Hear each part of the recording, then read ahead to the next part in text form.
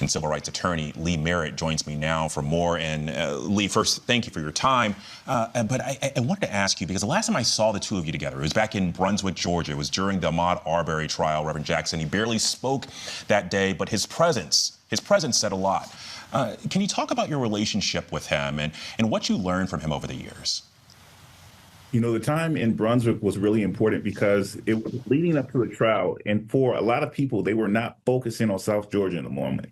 And Jesse, like you said, he didn't say much, but he came and he sat in the back of the courtroom. And the criminal defense attorney for the McMichaels, who murdered Ahmaud Arbery, noticed him there. And they spoke to the judge and they said, "We don't want any more black pastors coming here anymore." And you'll recall that there was an international response of thousands of pastors who poured into the region because his presence was so inspiring. And that's what I remember about him in sort of the latter years. But I've been a fan. I've been inspired by him since I was an elementary student, honestly.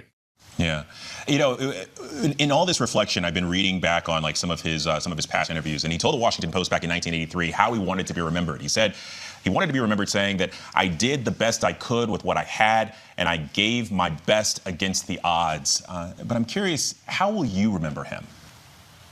Well, I think that is at the root of it. He says he wants to be known as somebody who did his very best with really the least amount of tools. And I know that he was from a single parent home in Greensville, South Carolina, that he was raised in poverty, and that he said that despite that, his famous poem for me, a poem that I was forced to memorize in elementary, was, "I am somebody, despite that. I might be poor, but I am somebody."